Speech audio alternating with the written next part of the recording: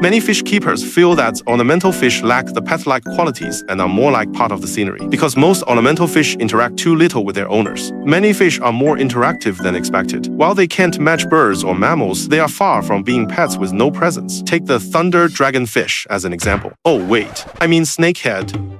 The snakehead is a common name for fish in the Chanadae family Anabantiformes, which includes the more common Chana genus and the rarer Parachana genus, mostly found in Africa. The Parachana was once classified under the Chanidae family, but later became an independent family. This time, I will not talk about the snakehead of the genus Ophiocephalus, because it is very rare and very ordinary. If you don't plan to raise it, you can buy a snakehead, like the black or spotted snakehead, from the market for making pickled fish. Of course, if viewers have extra money to spare, I recommend going for the rarer and more interesting Parachana. Although Parachana is now in its own family, at least in terms of appearance and behavior, it still fits the name snakehead. The Parachana may look ordinary and be hard to find, but it's expensive. One Japanese website listed it for 3,300,000 yen. At the current exchange rate, it's about 160,000 RMB, and at the 2021 exchange rate, it reached 200,000 RMB, making the snakehead truly the Japanese karate master. Now, let's dive in.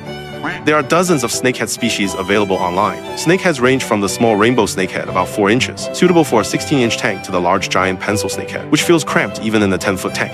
A single video can't cover it all. Fortunately, snakehead fish are not fragile ornaments but aggressive predators. Making them adaptable in terms of diet and feeding habits, they can even be considered one of the hardiest and easiest tropical fish to care for. They are among the easiest tropical fish to care for, tolerating temperatures between 15 degrees C and 28 degrees C. They also have low water quality requirements. They tolerate various water qualities, including harder tap water, despite their natural soft acidic habitat. The snakehead's ability to breathe air and its strong tolerance to harmful substances and bacteria, along with its common availability and affordable price, make it a great choice for beginner tropical fish keepers.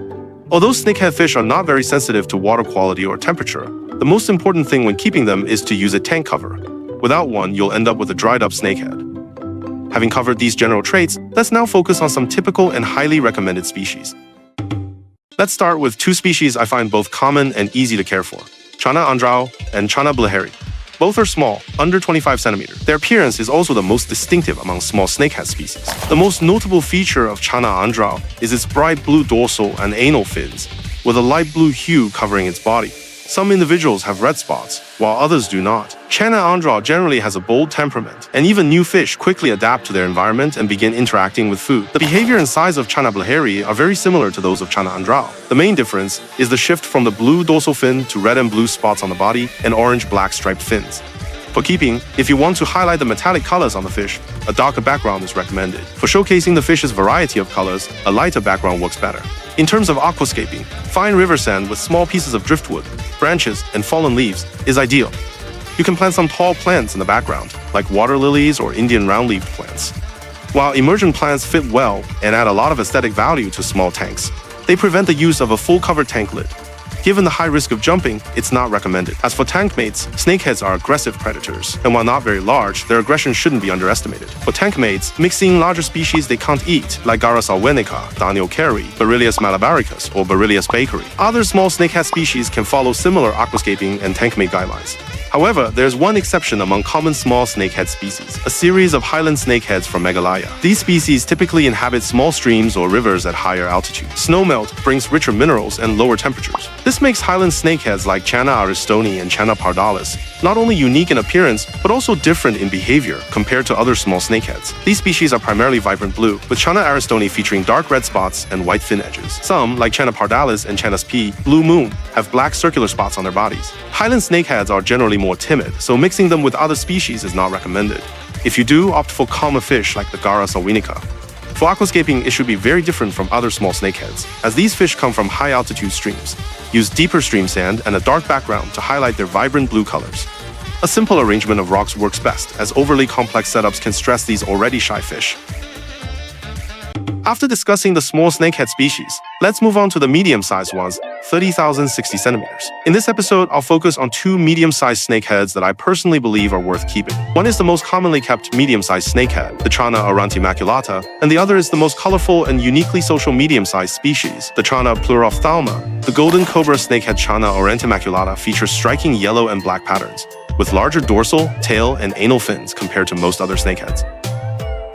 The 3 fins, dorsal, tail, and anal, are the main attraction for many snakehead species. The Channa aurantimaculata is ideal for larger tanks, 100,300 liters, with a vibrant color and an affordable price. It also has the best temperament and interaction among snakeheads, making it a highly recommended species to keep. In terms of care, Channa aurantimaculata can easily grow over 30 cm, so a 300L tank 120 by 50 by 50 cm is recommended for long-term keeping. The aquascaping can be similar to the smaller snakeheads, using river sand with plenty of plants and fallen leaves. Driftwood can be optional, but be cautious its edges might scratch the fish, especially with a more interactive and larger species like the golden cobra, which is more prone to injury. Next is my personal favorite, Channa pleurophthalma. Its unique schooling behavior in the wild offers a completely different experience from other snakeheads. In terms of appearance, it's closer to the giant snakehead C. argus or spotted snakehead C. maculata, but much more robust. Although it typically grows to around 40 centimeters, its short, stocky body and pointed head give it impressive burst speed.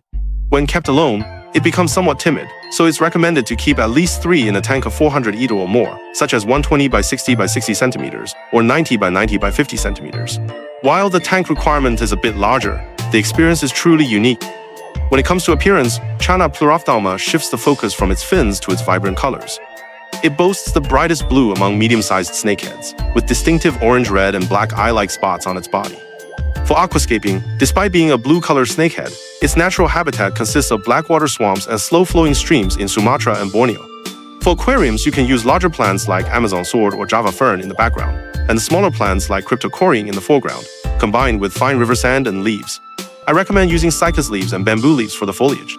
While plants like cattails grow in the shallow waters of its natural environment, I don't recommend them for aquariums due to the difficulty in adding a tank lid.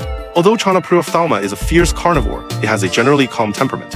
When adequately fed, it rarely attacks fish it cannot consume and will not easily be scared into hiding by tank mates. However, its strikingly bright colors make it difficult to find compatible tank mates. If you do want to mix it with other species, slower-moving, larger fish like Hypselobarbus jordoni or Leptobarbus melanopterus might be good choices. Finally, the Channa barca, known as the king of snakeheads, is the most expensive snakehead in China. Juveniles cost around 2,000 RMB, while adults start at 5,000 to 6,000 RMB. Growing over 60 centimeters with large fins, it has one of the most dramatic proportions among snakeheads. Its subdued blue color with black spots and occasional orange highlights makes it a great choice for mixing with other species like Gara flavatra, Hemibagrus nemeris, or Gara salvenica.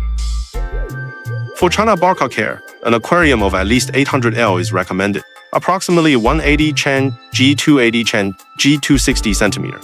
As for aquascaping, since Channa barca is a river or lake species, you can create a setup resembling a shallow lakeside environment using driftwood and river sand. For plants, water lettuce and hornwort are great choices. Snakehead fish offer a great keeping experience, with high interaction making them feel more like pets than many other ornamental fish. Most species are affordable, have unique sizes and behaviors, and are easy to care for, making them suitable for fish keepers of all levels. However, I must stress that this ease of care assumes a fully enclosed tank lid. Without one, they are guaranteed to fail. That's all for this episode. I hope it provides some helpful insights for those thinking about getting a snakehead. If you found it interesting or useful, please continue to follow for more content. If there's anything you'd like to see in terms of experiments or ornamental aquariums, feel free to discuss it in the comments. Join me as we explore the world of fish together. This is Yuja Lab. See you next time.